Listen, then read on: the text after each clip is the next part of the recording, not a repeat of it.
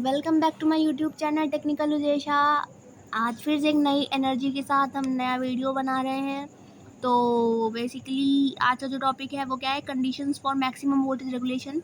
इसके पहले वाली वीडियो में हमने देखा था conditions for zero voltage regulation. तो क्या कंडीशन थी ज़ीरो वोल्टेज रेगुलेशन की? कि कंडीशन यही थी ज़ीरो वोल्टेज रेगुलेशन की कि आपका लोड कैसा होना चाहिए, कैपेसिटिव होना चाहिए या फिर लीडिंग होना चाहिए, मतलब पावर फैक्टर लीडिंग होना चाहिए, तब आपको कम से कम वोल्टेज रेगुलेशन देखने को मिलेगा। ओके, ठीक है। आज का हमारा जो टॉपिक है वो है कंडीशन फॉर मैक्सिमम वोल्टेज, मतलब ज़्यादा से ज़्यादा कब हो जाएगा। क्या कंडीशन है कि ज़्यादा से ज़्यादा? तो मैक्सिमम होगा जब लैगिंग पावर फैक्टर होगा या बहुत ज़्यादा लैगिंग हो। लीडिंग पावर फैक्टर है तो कम वोल्टेज रेगुलेशन है। यूनिटी पावर फैक्टर तो मीडियम रहता है, और लैगिंग पावर फैक्टर अगर आ गया मतलब इंडक्टिव वाला लोड, तब बहुत ज़्यादा हो जाता है वोल्टेज रेगुलेशन। ओके ओके, चलो स्टार्ट करते हैं बिना किसी उसके खटाक से। ये मेरे हाथ की शैडो थी। चलो, तो मैक्सिमम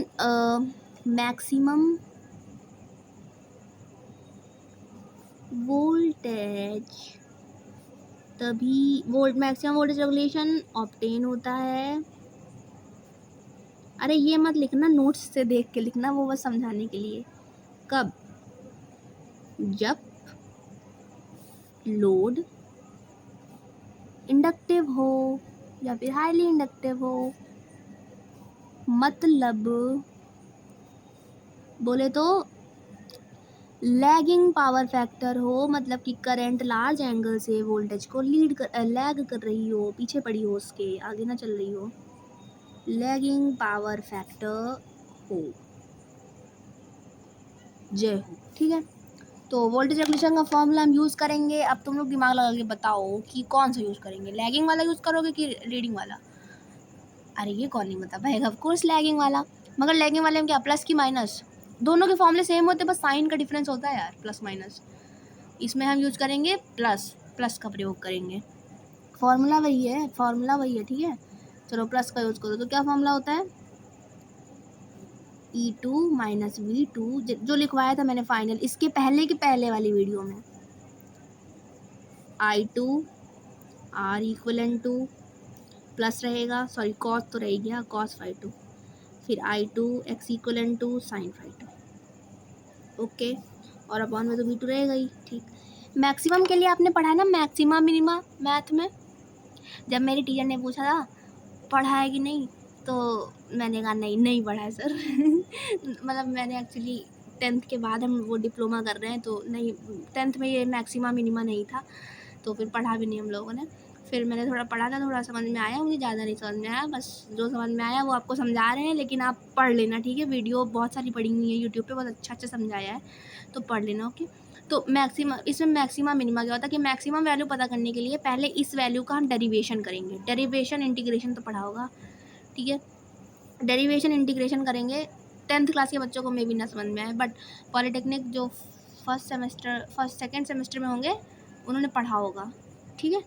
तो फॉर मैक्सिमम, अरे कुछ ज़्यादा ज्ञान हम दे रहे हैं, शुरू करते हैं बिना किसी ज्ञान के। तो for maximum max voltage regulation, ऐसे शॉर्ट में आप लोग मत लिखना, ठीक, ऐसे हम बता रहे हैं बस केवल।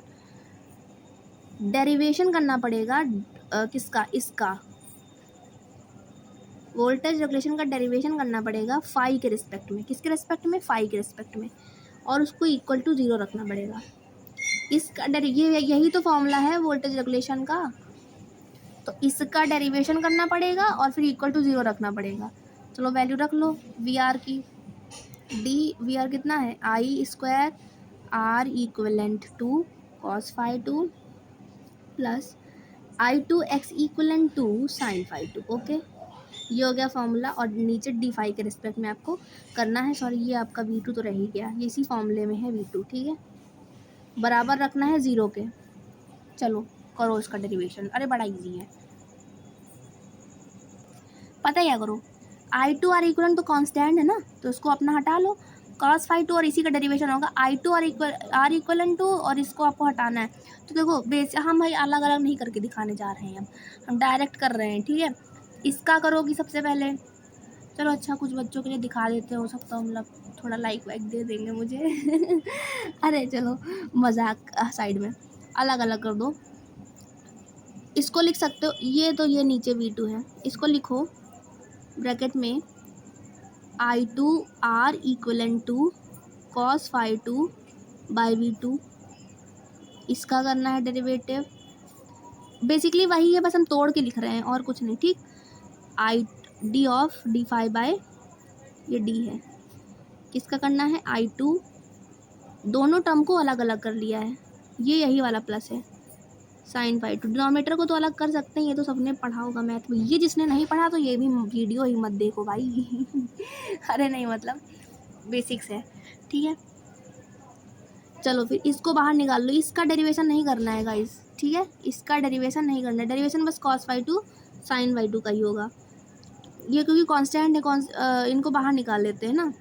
जैसे 2x लिखा है, मेरा पैर आ गया, सॉरी, 2x लिखा है, तो यहाँ पे जैसे 2x है, तो फिर 2 को बाहर कर लेते हैं, x का डेरिवेशन करते हैं ना, तो सिर्फ 2 आता है आंसर। वैसे ही यहाँ पे ये 2 है मान लो, ठीक। तो इसको बाहर निकाल लो, r इक्वलेंट 2 बाई V2, और आप करना किसका है डी फाई बाय ये cos फाई 2 का, फाई के रिस्पेक्ट में, प्लस इसमें से इसको बाहर निकाल लो, अंकल को करना किसका है साइन फाई 2 का, बराबर 0। आओ करो अब फटाक से, इसको लिख दो सेम ऐसा ही, r इक्वलेंट 2 और V2। इसका जब डेरिवेशन करोगे cos फाई 2 का कितना होता है minus sine phi 2, cos phi 2 का माइनस साइन ही होता है शायद, हाँ माइनस साइन ही होता है शायद, क्या माइनस साइन फाई 2।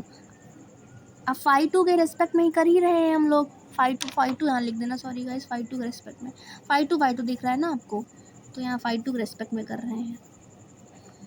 चलो phi 2 plus I2 x equivalent to divide by V2, इसका साइन फाई 2 कितना होता है cos फाई 2 नॉर्मली, बराबर 0।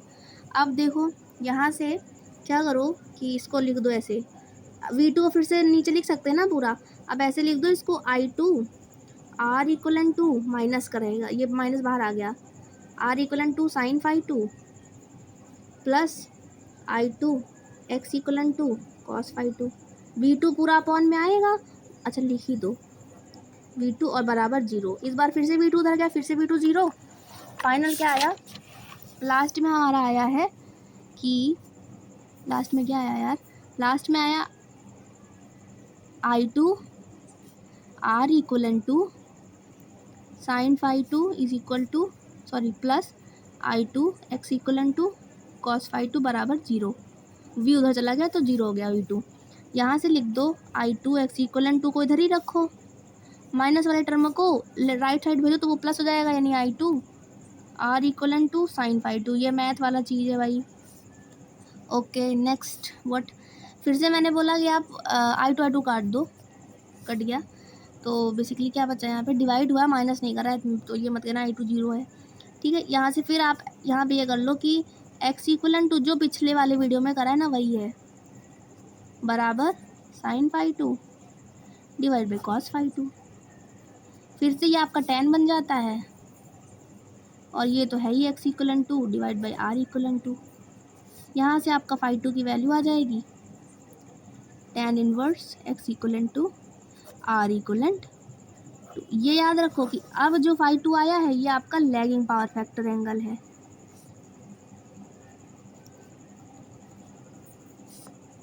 मतलब कि जब लीडिंग पावर फैक्टर एंगल हो तब मिनिमम वोल्टेज रेगुलेशन होगा, जब लैगिंग पावर फैक्टर एंगल हो तो मैक्सिमम वोल्टेज रेगुलेशन होगा।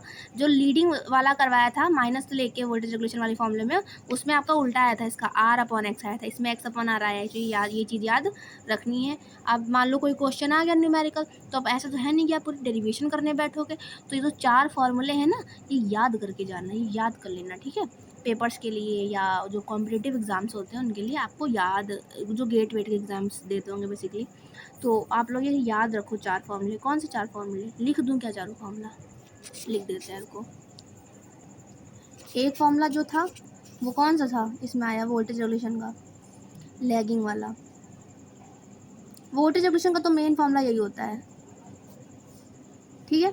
एक जो आपका वो आया है लैगिंग वाले के लिए, for lagging LAGGING ING for lagging. Lagging के लिए हमारा जो आया था फॉर्मूला बेसिकली वो आया था E2 minus V2 upon E2 बराबर आया था I2 R equivalent to sine phi two. Sorry cos था भाई, यही तो कंफ्यूज कर देता है, यही तो होना नहीं है confuse. Cos phi two plus था यहाँ पे I2 X equivalent to sine phi two divide by V2, एक ये फॉर्मूला था। ठीक है, तीसरा फॉर्मूला था फॉर लीडिंग लोड या लीडिंग पावर फैक्टर एंगल कह दो, E2 minus V2 upon E2 V2 is equal to, सब सेम है लैगिंग वाले की तरह ही,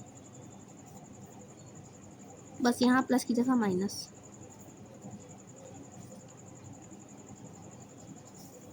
डिवाइड बाई V2। और मिनिमम के लिए क्या आया था फॉर्मूला, मिनिमम वोल्टेज रेगुलेशन के लिए, इसके लिए आया था formula phi two is equal to tan inverse. Minimum वाले में इसका यूज़ करना है लीडिंग वाला, क्योंकि इसे माइनस आ रहा है, माइनस करोगे तभी कोई चीज़ मिनिमम होगी। तो ये कितना हो जाएगा, ये आया था R equivalent to divide by X equivalent to. और मैक्सिमम के लिए कितना आया है, प्लस वाले को यूज़ करो, कोई चीज़ ज़्यादा चाहिए होगी तो प्लस करोगे, तो फिर ये फाई टू ये आ जाएगा। ये वाला रुक जाओ, लिख दो पहले कितना, tan इनवर्स जो अभी मैंने ड्राइव कराया है X equivalent to divide by R equivalent to. ठीक है, ये जो फाई टू है this is leading power factor angle, ये जो फाई टू है ये है आपका लैगिंग पावर फैक्टर एंगल। ठीक है, चलो फिर मिलते हैं नेक्स्ट वीडियो में, तब तक के लिए bye bye, thank you, take care.